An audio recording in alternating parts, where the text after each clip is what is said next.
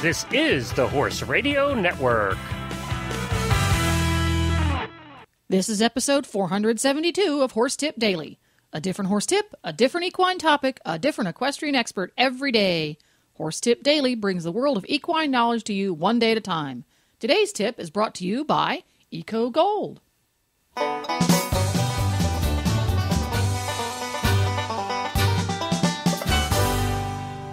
Hi, Coach Jen here, and thanks for tuning in to Horse Tip Daily. Today's tip is from Glenn the Geek. Regular listeners to the Horse Radio Network, and Horse Tip Daily in particular, know Glenn the Geek as the consummate horse husband, uber geek, and all-around smart guy. His tips are always relevant and presented with an unmistakable flair. Today's tip is part 4 of a 5-part series on the levels of learning. Today is conscious competence. But first, a word about today's sponsor, Eco Gold. Eco Gold's engineering team works with world champion competitors from every discipline to create top-quality, problem-solving products for the world's greatest athletes, our horses. Friction-reducing saddle pads, impact-resistant neoprene-free dressage and cross-country boots, and superior wicking coolers are just a few examples of the innovative, stylish, and easy-to-care-for products that Eco Gold has developed to help our horses look, feel, and perform their best. Ask for Eco Gold products by name at your local tack store or visit them online at ecogold.ca. Now, enjoy today's tip. Well, welcome back, Glenn the Geek, this is 4 in a series of 5. Is that where we're at? Step 4? We're actually conscious at step competence? 3. Well, it's step 3, but it's the 4 of the series. The 4th show in the series. So if you missed the first 3, go back and take a listen to the previous 3 episodes because it's going to make a lot more sense if you do that. Yeah. And welcome back, and we hope you're whether you're an instructor or whether you're a trainer of horses or no matter what position you have. And this could, by the way, these levels, I'm sure people are thinking about them in relation to their work life. Most of us work.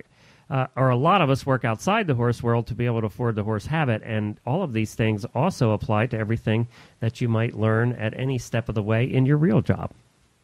There you go. So conscious competence, is that where we're at now? I'm finally feeling competent. I'm glad to hear that. All right, so as we said in level 2, which was conscious incompetence, it takes a long time usually to get through level 2, depending on your abilities and your natural skill. That's the other thing that does come into this. If you're learning something that's physical, there are some natural skills that will make some of these levels go faster than for other people. I am not naturally gifted in the in the physical way in any way, shape, or form. With one exception, I would say when I have a racket in my hand, I do pretty well.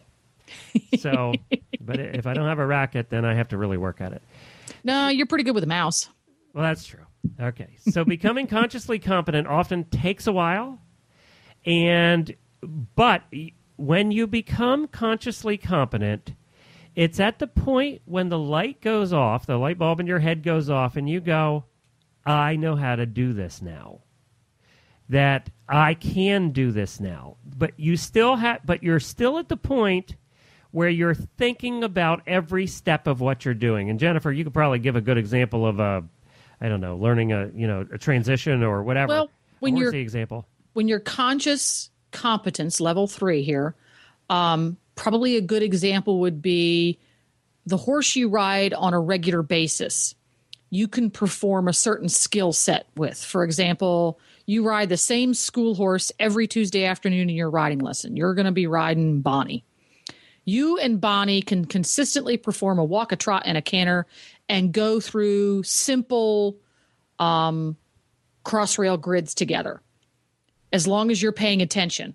But you have to be paying attention, right? Yeah. But you're paying attention. But when you and Bonnie are in your riding lesson and there's somebody else in that arena schooling a green horse, creating a distraction, you are very likely to get the wrong lead, or you're very likely to lose the rhythm through your grid and get left behind or jump ahead because you're not able to totally focus on the task at hand.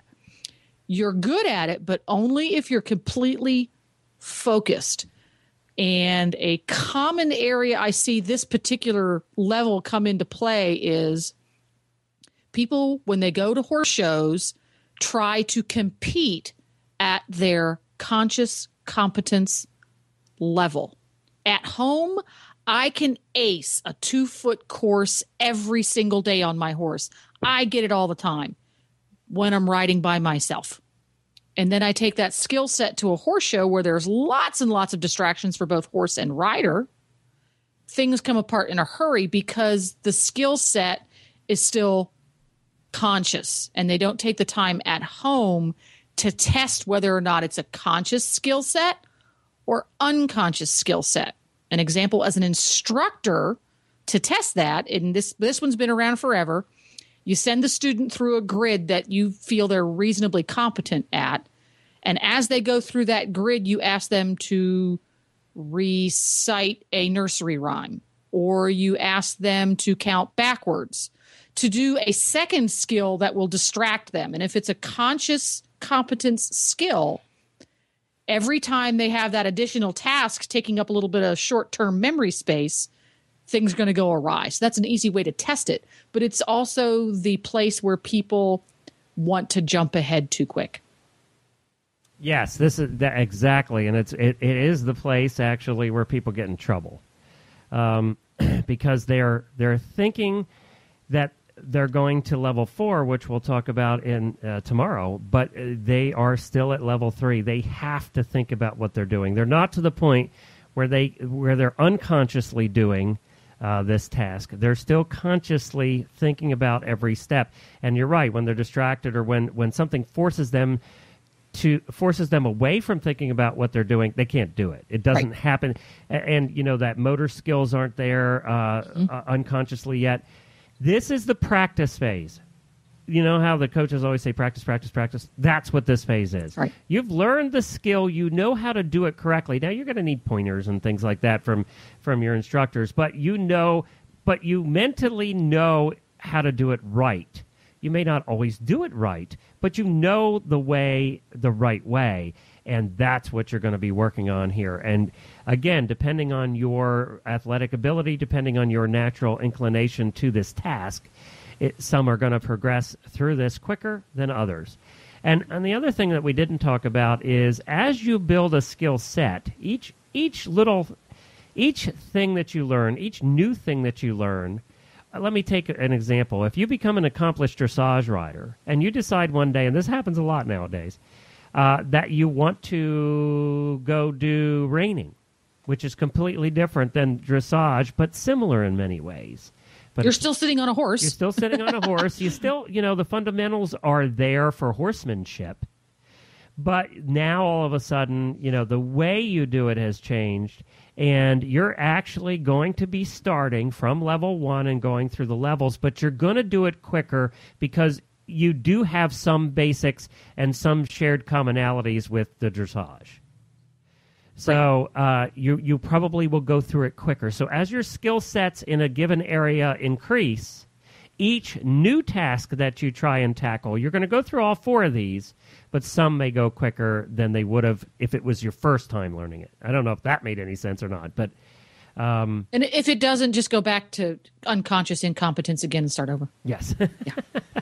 There we go. So now, one of the other things too is that, as we said, this is a practice level.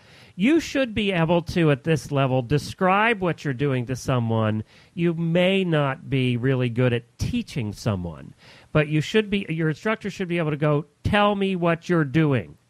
And you should be able to tell the instructor what you're doing, and it should be correct. Or in some cases, demonstrate what you're doing. Show me a left lead canter. And that's because you can do the skill at this level. You're just having to really think about it hard. Right. And the more you practice, the less hard you have to think about it. At some point, you're going to be doing this skill. You're going to go, if it's on a horse, you're going to be going to do this skill. And all of a sudden, you're going to be done, and you're going to be taking your horse, and you're going to be cooling him out, and you're going to go, oh, my God, I did that, and I wasn't even thinking about it. And that's when you go to tomorrow, unconscious competence. Well, there you go. And thanks again, Glenn the Geek. To listen to all of Glenn the Geek's tips, just go to horsetipdaily.com and go to the experts drop-down menu on the left. You'll see all of the experts alphabetized, and you just click on the one you want to listen to. Brings up a whole page full. Please drop by the Horse Tip Daily Facebook page when you have a moment, and let us know what you think of the tips you hear on the show. It's also a great place to tell us about topics that you'd like to hear us cover. You can subscribe to all of the great shows on the Horse Radio Network through iTunes or Zune, and get your horse podcasts automatically downloaded to your iPod, Zune, or MP3 player. Carry them around at your convenience. I'll be back again tomorrow with another new expert and a different horse tip. Until then, go ride your horse. The Horse Radio Network and the Horse Radio Network hosts are not responsible for statements of guests or their opinions. Use your own judgment when listening to the tips provided by the experts on Horse Tip Daily.